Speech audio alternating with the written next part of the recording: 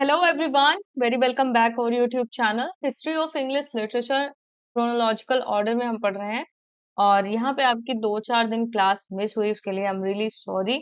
और मैं कहीं बिजी थी, कुछ काम जरूरी था, इस वजह से क्लास नहीं ले पाई। इससे पहले जो मैंने क्लास लिया था वो एज ऑफ सेंसिबिलिटी, यानी कि वहां से एज ऑफ जॉनसन, वहां से हमारा जो न्यू क्लासिकल पीरियड है कंप्लीट हो जाता है और रोमांटिक पीरियड की स्टार्टिंग हो जाती है इंग्लिश लिटरेचर के अंदर। रोमांटिक पीरियड यानी कि नेचर के लिए आप कितना फील कर पा रहे हैं, नेचर को एक डिवाइन टीचर समझ रहे हैं, वो है रोमांटिक यहाँ पे। ठीक है, तो इसमें हम देखेंगे अर्ली एंड लेटर जो रोमांटिक्स पोएट्स थे उनको बिग सिक्स कौन थे, लेग पोएट्स कौन थे, वुमेन राइटर्स कौन थे, मेजर इवेंट में जैसे पिका जो वो एक इवेंट हुआ था, अभी हम उसके बारे में डिटेल पे पढ़ेंगे। और यहाँ पे इंडस्ट्रियल रिवॉल्यूशन, फ्रेंच रिवॉल्यूशन, ये सारी चीजें हैं। थ्योरी प्लस एमसीक्यू वाली क्लास होने वाली है, यानी कि कंप्लीट क्लास, आपका कंप्लीट चैप्टर यहाँ पे तैयार होने वाला है। तो चलिए स्टार्ट करते हैं आज का ये हमारा इम्पोर्टेंट सेशन। तो फर्स्ट स्लाइड में हम देखेंगे जो प्री कर्सर ऑफ रोमांटिक्स यानी कि अर्ली रोमांटिक्स के बारे में हम पढ़ेंगे यहाँ पे।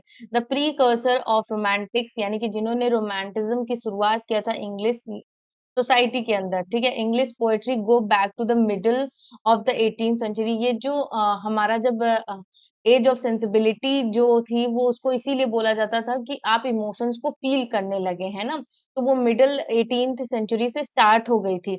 इंक्लूडिंग जो फिगर यहाँ पे आपको मिलेंगे वो है Joseph Warton, headmaster at Winchester college. ये हेडमास्टर थे विनचेस्टर कॉलेज के। और यहाँ पे उनके एक ब्रदर थे थॉमस वार्टन, ये professor of poetry at Oxford university. तो ये एक मेजर इंक्लूडिंग फिगर्स थे इस टाइम के। The Scottish poet James Macpherson influenced the early development of Romanticism with the international success of his first Ocean cycle of poems published in 1762, inspiring both Goethe and Germany and Walter Scott of England. तो यहाँ पे जो एक Scottish poet थे James Macpherson, तो वो काफी ज्यादा इन्फ्लुएंशियल फिगर थे जो अर्ली डेवलपमेंट हुआ था रोमांटिक पीरियड का। उनको इंटरनेशनल जो सक्सेस मिली थी उनकी फर्स्ट ओशियन साइकिल पोएम से मिली थी, जो कि 1762 में पब्लिश हुई थी, जिसने इंस्पायर किया था गोएथी जो कि जर्मनी के थे, और यहाँ पे वाल्टर स्कॉट जो कि इंग्लैंड के थे, दोनों को ही इंस्पायर किया था इस पोएम ने। Thomas Chatterton who is generally considered the first romantic poet in English, यानी कि इन्हें फर्स्ट रोमांटिक पोएट कंसिडर किया जाता है। Some critics considered Robert Burns to be the pioneer of romantic movement in England. कुछ लोगों का ये भी कहना है कि रॉबर्ट बर्न जो है वो पायनियर है रोमांटिक मूवमेंट जो इंग्लैंड में हुआ था। The Gothic novel beginning the Horace Walpole The Castle of Otranto 1764 was an important precursor of the strain of romantic। जो होरेस वालपोल की गोथिक नॉवेल है द कैसल ऑफ ऑटरेंटो, वो भी एक इम्पॉर्टेंट प्रीकर्सर वर्क माना जाता है रोमांटिक पीरियड के अंदर। William Blake was one of the notable precursor, जो कि नोटेबल प्रीकर्सर में से एक थे विलियम ब्लेक। उसके बाद other important precursor include Robert Southey, George Crabbe, lesser known practitioner जो कम जाने जाते थे वो Samuel Roger, Charlotte Smith, William Lisle Bowles, Thomas Campbell, Thomas Moore, etcetera. Okay, अब जो अर्ली रोमांटिक राइटर्स थे उसमें विलियम ब्लेक आ जाते हैं। 1757 से लेके 1827 तक ये रहे। The song of innocence and of experience इनका इंपॉर्टेंट वर्क है। नेक्स्ट है the tiger and the lamb, ये भी इनका एक इंपॉर्टेंट वर्क है। विलियम वॉर्सवर्थ 1770 से लेके 1850 तक रहे। ये लिरिकल बैलाड के लिए जाने जाते हैं, जो कि इनका कोलैबोरेटिव वर्क है। 1798 में इन्होंने सैमुअल टेलर कॉलेरिज के साथ इसको पब्लिश किया था। टिंटन एबे, ये भी एक इनकी इंपॉर्टेंट पोएम है, जो कि लिरिकल बैलाड की लास्ट पोएम है। द प्रिल्यूड इनकी एक ऑटोबायोग्राफिकल वर्क है। सैमुअल टेलर कॉलेरी 1772 से लेके 1834 तक रहे। The rime of the ancient mariner, ये इनकी एक पोएम है जो कि इंक्लूड है लिरिकल बैलाड के अंदर। कुबला खान इंपॉर्टेंट पोएम है, क्रिस्टोबेल भी इनकी इंपॉर्टेंट पोएम है। रॉबर्ट बर्न 1759 से लेके 1796 तक रहे। इनकी इंपॉर्टेंट पोएम है a red red rose to a mouse and auld lang syne, ये भी इनकी इंपॉर्टेंट पोएम्स हैं। थॉमस ग्रे यहीं पे अर्ली रोमांटिक पीरियड में आ जाते हैं। 1716 से लेके 1771 तक रहे। ये एक ट्रांजिशनल पोएम थे जो कि आपको सेंसिबिलिटी वाली जो एज ऑफ जॉनसन एज है उसमें मिलेंगे। और और ये एक ट्रांजिशनल पोएट इसीलिए माने जाते हैं क्योंकि ये रोमांटिक जो पीरियड उसकी न्यू इन्होंने रख दिया था। न्यू क्लासिकल के जो एक फेज था ऑगस्टन एज उसमें। Elegy written in a country churchyard, ये मतलब जो मृत हुए लोग होते थे, ग्रेवयार्ड होते थे, उन पे ये लिखते थे। और यहाँ पे जेम्स मैकफर्सन 1736 से लेके 1796 तक रहे। Claim to translate ancient Scottish epics Ossian poems, इसको ट्रांसलेट किया था इन्होंने। फिंगल एंड टेमोरा इनकी इंपॉर्टेंट पोएम है। शार्लॉट स्मिथ 1749 से लेके 1806 तक रही। ये अर्ली रोमांटिक फीमेल वॉइस थी। ये एलिजिएट सोनेट इनकी काफी ज्यादा फेमस है। हेलेन मारिया विलियम्स 1761 से लेके 1827 तक रही। रोमांटिक एंड पॉलिटिकल पोएट थी ये। पोएम 1786 लेटर फ्रॉम फ्रांस, ये एक इनकी इंपॉर्टेंट पोएम है। अब लेटर जो रोमांटिक पोएट्स हैं उनके बारे में हम पढ़ेंगे। तो लॉर्ड बायरन ये 1788 से लेके 1824 तक रहे। इनकी इंपॉर्टेंट पोएम है चाइल्ड हेरोल्ड पिलग्रिमेज। डॉन जुआन काफी इंपॉर्टेंट है, वेरी वेरी वेरी इंपॉर्टेंट ये पोएम है। Known for the passionate and rebellious heroes, ये बायरोनिक हीरो के लिए जाने जाते हैं। बायरोनिक हीरो वो होता है जो एक जो ट्रेडिशनल हीरो की छवि बनी होती है कि बहुत सीधा साधा होता है, उसके से साथ चीजें गलत होती है, कुछ कर नहीं पाता है, लाइक वैसी वैसी चीजें। तो वैसा नहीं, जैसा कि मैंने अपने शॉर्ट में एक बताया कि जो चुलबुल पांडे का किरदार था दबंग में, तो वो एक बायरॉनिक हीरो वाला किरदार था। पर्सी बायशी शैली 1792 से लेके 1822 तक रहे। O to the west wind, to a skylark, Prometheus unbound.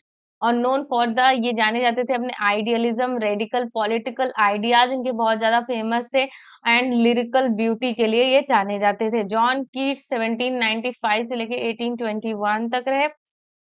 Ode to a Nightingale, Ode on a Grecian and to Autumn, known for the sensuous imagery, mortality, beauty and art. मेरी शैली इंपॉर्टेंट फीमेल राइटर है जो कि 1797 से लेके 1851 यानी कि letter romantic period की थी। फ्रैंकेनस्टीन इनकी बहुत ही इंपॉर्टेंट नॉवेल है जो कि एक अर्ली साइंस फिक्शन भी कंसिडर की जाती है। ये जानी जाती है अपनी गोथिक फिक्शन के लिए, अर्ली साइंस फिक्शन के लिए, एंड साइकोलॉजिकल डेप्थ जो इनके वर्क्स में दिखेगी वो आप देख सकते हैं। ले हंट ये 1784 से लेके 1859 तक रहे। The story of Remini, known for the light verse essay and friendship with Byron, Shelley and Keats, इन तीनों की फ्रेंडशिप थी।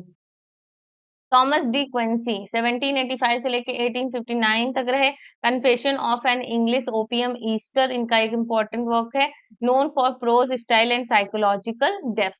ओके, बिग सिक्स, जो बिग सिक्स थे वो कौन कौन थे, तो जिसमें ब्लेक थे, ठीक है, वर्ड्सवर्थ थे, कॉलेरिज थे, बायरन थे, शायली थे और कीट्स थे। इन छहों को याद कर लेना। ब्लेक जो प्रीकोर्सर थे, वर्ड्सवर्थ एंड कॉलेरिज तो सबको याद ही होंगे। बायरन आए थे लेट में और शैली उसके बाद कीट्स। ये छह क्या है, बिग सिक्स हैं। Poets of the romantic as, lake poets. अब लेक पोएट्स कौन थे, इनको क्यों लेक पोएट बोला जाता था? They lived and wrote in the Lake district, ये लेक डिस्ट्रिक्ट पे लिखते थे, स्पेशली जो कि ग्रासमेर एंड केसविक के आसपास का जगह था। Drawing inspiration from the natural beauty of lakes, mountains and rural life, है ना, और जिसमें रॉबर्ट साउदी लेक पोएट्स हैं, ठीक है, नंबर 1। नंबर 2 है यहाँ पे विलियम वर्ड्सवर्थ, उसके बाद थर्ड है सैमुअल टेलर कॉलेरिज। ये तीनों क्या हैं, ये तीनों हैं लेक पोएट्स। ओके, तो इन तीनों को याद रखिएगा, यहाँ से क्वेश्चन पूछे जाते हैं। वुमेन राइटर्स कौन कौन सी इस पीरियड के अंदर, तो मैरी शैली, शार्लोट स्मिथ, एन्ना लेटिटा लेटिटिया बारबॉल्ड और फेलिशिया हेमेंस, मारिया एडजवर्थ और डोरोथी वर्ड्सवर्थ जो कि काफी फेमस है, ये एक डायरिस्ट थी, ठीक है।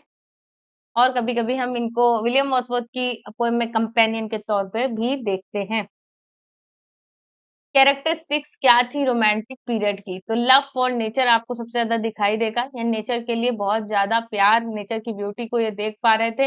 Nature as source of peace, inspiration and moral guidance, यानी कि इनका कहना था कि नेचर में आप पीस को पा सकते हैं, नेचर से आप इंस्पायर हो सकते हैं और नेचर से आप मोरल गाइडेंस यानी कि अगर आपको कुछ भी सूझ नहीं आ रहा है तो आप नेचर के पास बैठे वो आपको गाइड करेगा।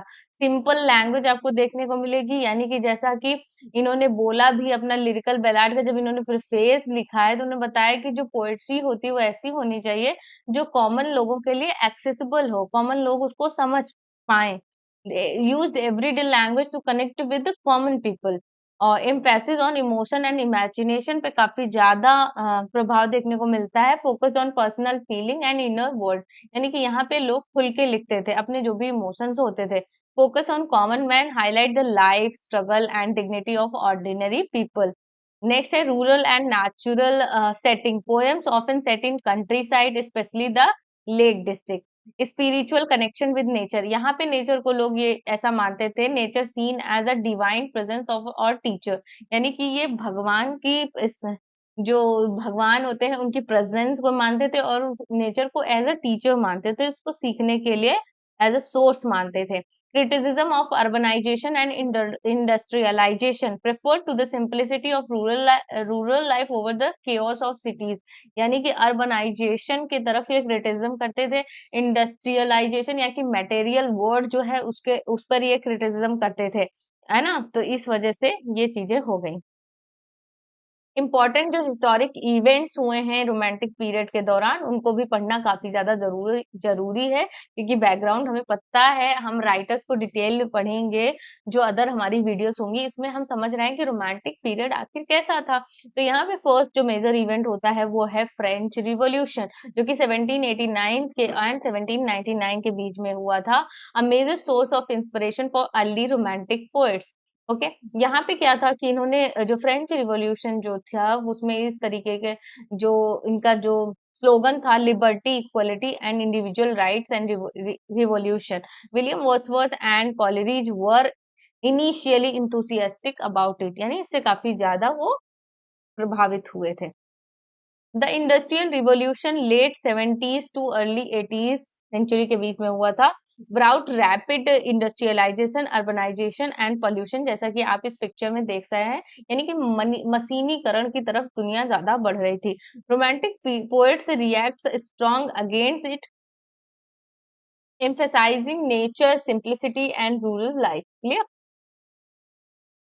नेपोलियोनिक वॉर्स जो 1803 से लेके 1815 के टाइम पीरियड में हुआ था तो इसमें क्या हुआ था यूरोप जो था was in gulf in Wars led by Napoleon Bonaparte यहाँ पे अटैक कर रहे थे these war brought nationalism suffering and disillusionment affected the tone of romantic poetry clear ये मेजर इवेंट्स थे इनको पढ़ना थोड़ा सा जरूरी था इस वजह से मैंने इसका रेफरेंस लिया है पीटरलू मजाग्रे ये काफी ज्यादा इंपॉर्टेंट है यहाँ से क्वेश्चन आए हुए हैं तो मैंने इसको नेग्लेक्ट नहीं किया है इसको इंक्लूड किया है पीटरलू मसाकरे जो कि 1819 में हुआ था जिसमें क्या होता है कि जो प्रोटेस्टर होते हैं बहुत पीसफुली जो है पार्लियामेंट के बाहर जो है प्रोटेस्ट कर रहे होते हैं रिफॉर्मेशन के लिए लेकिन उनको मतलब बहुत बेदर्दी के साथ ब्रिटिश जो फोर्स होती है वो मैनचेस्टर में मार देती है अंधाधुंध फायरिंग हो जाती है stilled political awareness among poets like शैली ने यहाँ पे एक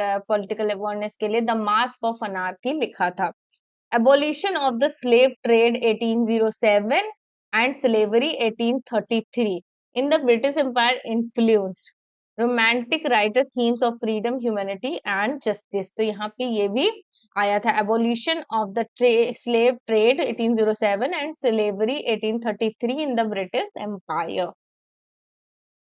अब रोमांटिक एज से कुछ इंपॉर्टेंट एमसीक्यूज जो कि पीवाईक्यूज पे बेस्ड है उनको हम क्लियर करेंगे जिससे कि आप अपना इवेल्यूशन कर सकें कि आप कितना समझ पाए रोमांटिक एज को तो फर्स्ट क्वेश्चन आपके सामने है who is the consider the father of English romanticism Lord Byron William Wordsworth John Keats या फिर सैमुअल जॉनसन तो सही आंसर क्या हो जाएगा William Wordsworth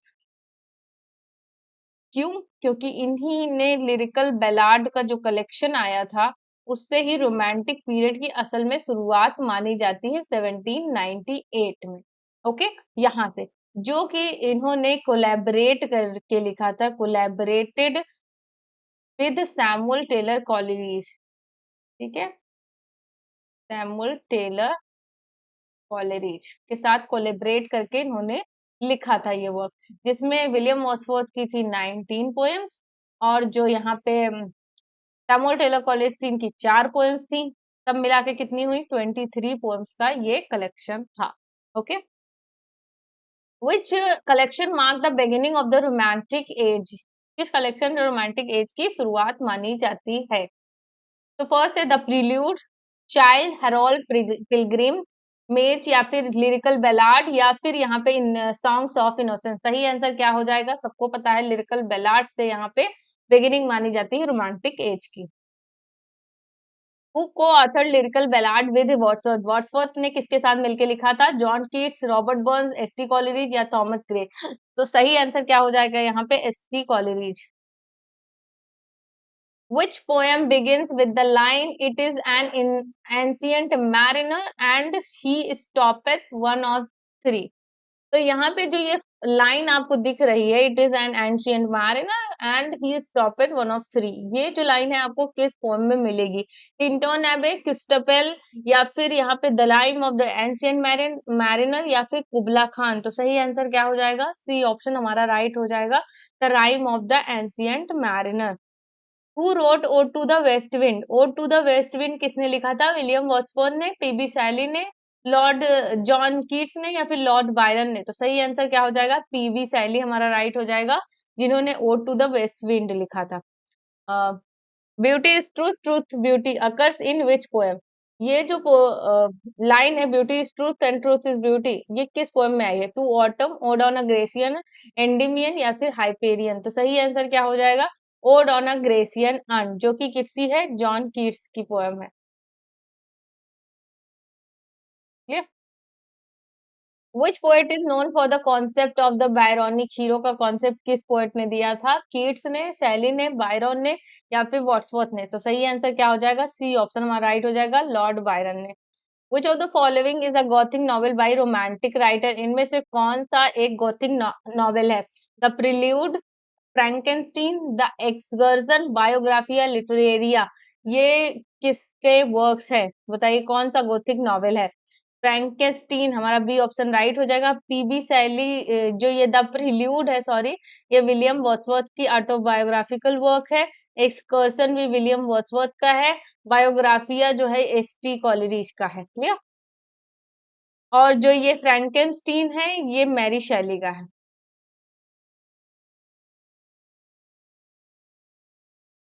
who wrote कुबला Khan? कुबला Khan किसने लिखा था? ब्लेक ने, कीट्स ने, कॉलरिज ने, या बायरन ने? तो सही आंसर क्या हो जाएगा? सी ऑप्शन हमारा राइट हो जाएगा, Coleridge. What is the theme of Wordsworth Tintern एबे? टिंटन एबे की थीम क्या है? पॉलिटिक्स पे लिखा है, सुपरनैचुरल, या फिर नेचर एंड मेमोरी, या डेथ? तो सही आंसर क्या हो जाएगा? वीडियो को पॉज कर लिया करिए अगर अपने आप से आंसर करना है, क्योंकि अगर मैं इसी तरीके से रुकी रहूंगी तो बोरिंग हो जाएगी क्लास। तो सही आंसर क्या हो जाएगा? Nature and memory. Which poet died very young at the age of 25? 25 की एज में किस पोएट की डेथ हो जाती है? बायरन की, शैली की, कॉलरिज की, या फिर कीट्स की? तो सही आंसर क्या हो जाएगा? यहाँ पे डी ऑप्शन राइट हो जाएगा, कीट्स की। Who is the author of the prelude? Prelude के ऑथर कौन है, जो कि एक ऑटोबायोग्राफिकल वर्क है? William Blake, William Wordsworth, PB Shelley, या लॉर्ड बायरन? सही आंसर क्या हो जाएगा? William Wordsworth. Which romantic poet wrote Song of Innocence and of Experience? ये जो किसका वर्क है ये पूछा जा रहा है। Which writer poet which romantic poet wrote Song of Innocence and of Experience? ये विलियम ब्लेक का है, जॉन कीट्स का है, या लॉर्ड बायरन का है, या फिर रॉबर्ट बर्न्स का है? तो सही आंसर हमारा यहाँ पे हो जाएगा विलियम ब्लेक, ए ऑप्शन हमारा राइट हो जाएगा। A thing of beauty is a joy forever is the opening line of which poem? Lamia, Hyperion, Endymion, The Eve of Saint Agnes? तो सही आंसर क्या हो जाएगा यहाँ पे? तो सही आंसर हो जाएगा Endymion, John Keats. John Keats. Which poet was drowned in a boating accident? Boating accident में किसकी डेथ हो जाती? किस पोएट की? वर्ड्सवर्थ की, कीट्स की, या फिर शैली की, या फिर बायरन की? तो सही आंसर क्या हो जाता है? PB Shelley. Who wrote don जुआन किसने लिखा था? कीट्स ने, बायरन ने, शैली ने या ब्लेक ने? सही आंसर हो जाएगा लॉर्ड बायरन, बी ऑप्शन हमारा राइट होगा। Who is the female author of फ्रैंकेनस्टीन? फ्रैंकेनस्टीन किसने लिखा था? मैरी शैली, इमाइले ब्रॉन्टे या फिर जेन ऑस्टन या एलिजाबेथ बैरेट ब्राउनिंग? तो सही आंसर क्या हो जाएगा? मैरी शैली, ए ऑप्शन हमारा राइट हो जाएगा। Which romantic poet had a background in engraving and painting? Engraving and painting में किसका बैकग्राउंड था? वर्ड्सवर्थ का, ब्लेक का, बायरन का या फिर साउदी का? तो सही आंसर क्या होगा? तो जो हमारा यहाँ पे सही आंसर होगा वो होगा विलियम ब्लेक, यहाँ पे बी ऑप्शन राइट हो जाएगा। Which poet used the phrase willing suspension of disbelief? willing suspension of disbelief, ये जो है फ्रेज किसने यूज किया था? कॉलरीज ने, कीट्स ने, शैली ने या बायरन ने? तो सही आंसर क्या हो जाएगा? S T Coleridge, A option हमारा राइट हो जाएगा, जिन्होंने फ्रेज का यूज किया था विलिंग सस्पेंशन ऑफ डिसबिलीफ। तो इस तरीके से हमारा ये जो रोमांटिक पीरियड था इंग्लिश लिटरेचर के अंदर वो कंप्लीट होता है यहाँ पे। और होप गाइस आप लोग को समझ में आ गया होगा ये क्या था रोमांटिक पीरियड। और इसके बाद जो हमारा पीरियड आएगा वो विक्टोरियन पीरियड आएगा। उसके बाद हम मॉडर्निज्म एंड पोस्ट मॉडर्निज्म को देखेंगे। और एक और हमारा जो पीरियड है जो इंडियन लिटरेचर से जुड़ा है वो है कोलोनाइजेशन वाला पीरियड। उसको भी हम देखेंगे, उसको नेग्लेक्ट नहीं करेंगे।